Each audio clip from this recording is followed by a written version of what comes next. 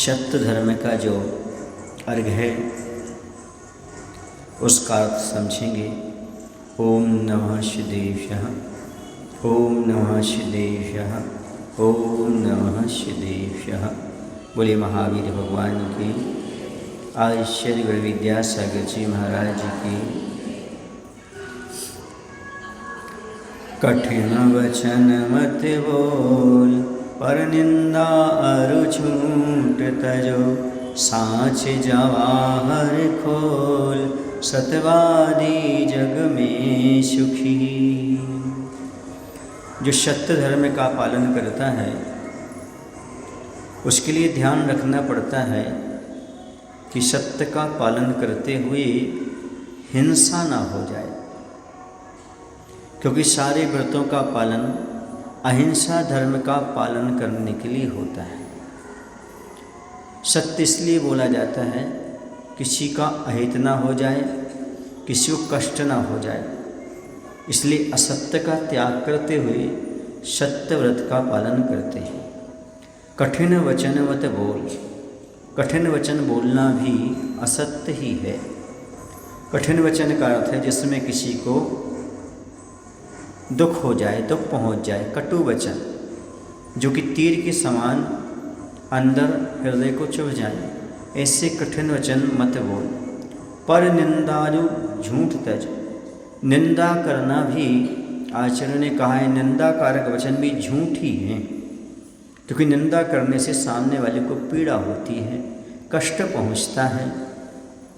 इसलिए चाहे कटु वचन कह लो, चाहे निंदाकारक वचन कह लो, ये सब असत्य की कोटि में आते हैं। इसलिए इनका त्याग करो और झूठ का भी त्याग करो। झूठ का अर्थ है दूसरे पर आपत्ति आ जाए ऐसा बोलना। झूठ का अर्थ है जैसा जो है वैसा अभिव्यक्त नहीं करना, सो झूठ है। पदार्थ का स्वरूप जैसा है वैसा न कह करके उसी विपरीत बताना, ये झूठ कहलाता है। जैसे आपने कुछ वस्तु को बिना पूछे उठा लिया और कोई पूछता है आपने वस्तु उठाई, आपने कहा नहीं उठाई, ये झूठ हो गया। तो झूठ का त्याग करो। साँच जवाहर खो, सत्यवादी जग में सुखी। जवाहर नाम भी हो सकता है, तो कह रहे साँच ही हमें अपनी जबान से बोलना चाहिए, क्योंकि सत्य बोलने से क्या होता है, सत्यवादी इस जगत में सुखी होता है। जो असत्य बोलता है वो हमेशा दुखी रहता है। क्यों रहता है? क्योंकि असत्य बोलने के वाले के पास एक समस्या रहती है, उसने कब क्या बोला ये उसे याद रखना पड़ता है। क्यों? कहीं सत्य बोलने में ना आ जाए। लेकिन जो सत्यवादी होता है उसे कुछ याद नहीं रखना पड़ता, पहले भी सत्य बोला था अभी भी सत्य बोलेगा, इसलिए उसे कोई दिक्कत नहीं होती। इसलिए सत्यवादी हमेशा जगत में सुखी होते हैं। याद रखना, सत्य परेशान होता है लेकिन पराजित नहीं होता।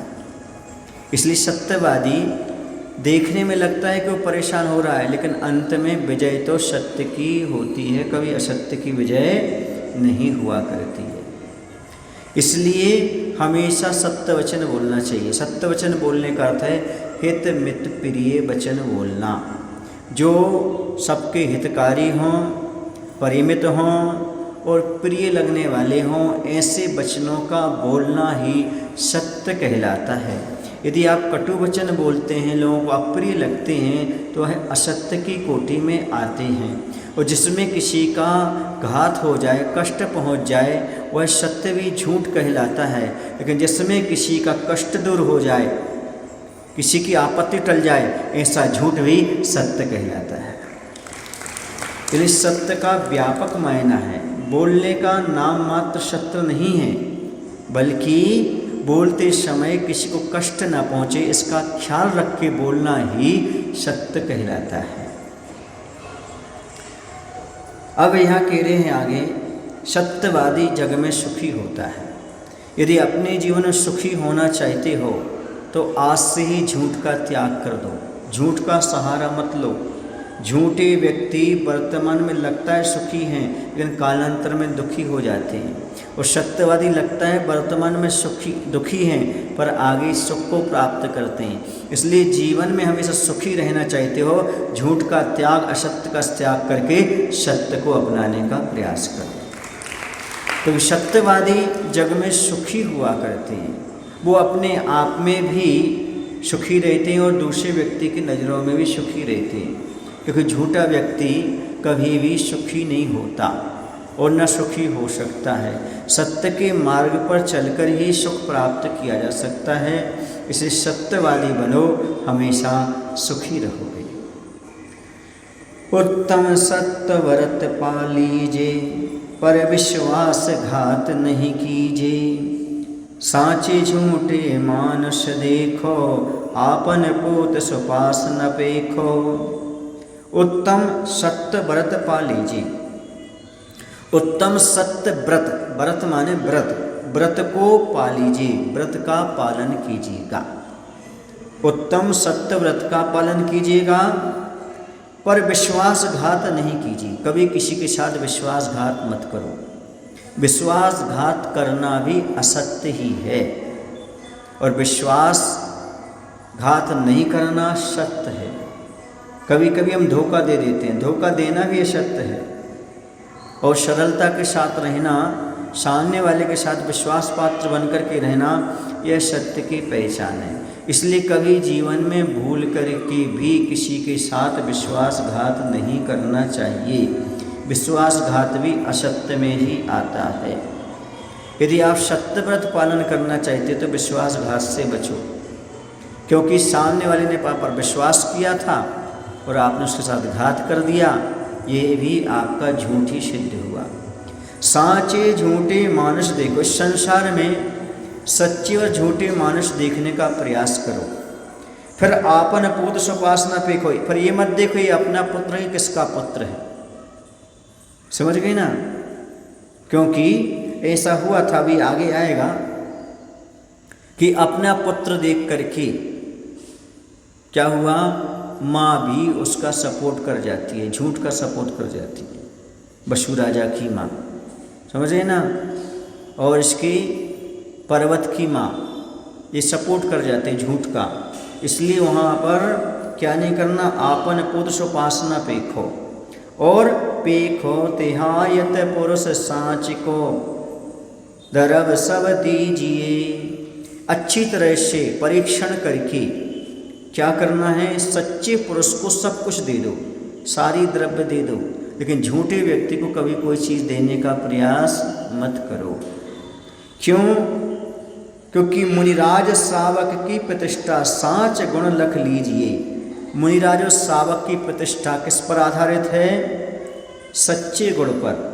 यदि शावक सच्चाई के मार्ग पर चलता है तो उसकी प्रतिष्ठा है, साधु सत्य बोलता तो प्रतिष्ठा है। चाहे शावक हो चाहे साधु हो, सबकी प्रतिष्ठा मात्र सत्य बोलने पर ही टिकी हुई है। जो सत्य बोलता है उसकी प्रतिष्ठा होती है, सम्मान मिलता है, और जो असत्य बोलता है उसकी प्रतिष्ठा समाप्त हो जाती है। इसलिए साँच गुण लख लीजिए। इसलिए सच्चाई का जो गुण है उसको अपने जीवन में देख करके लख लीजिए, देखिए या अपने अंदर पालन भी कीजिएगा। क्यों? क्योंकि एक उदाहरण मिलता है, ऊंचे सिंहासन बैठे बसु नृप, धर्म का भूपति भया। बच झूठ से ते नरक पहुँचा, स्वर्ग में नारद गया। बसु राजा हुआ है,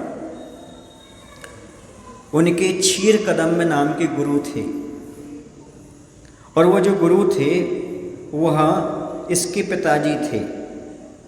किसके? पर्वत के। और जो बसु था वह राजा का पुत्र था, और नारद दूसरे गांव से आया था। ये तीनों के तीनों शिक्षा ग्रहण करते थे क्षीर कदम्ब गुरु के पास।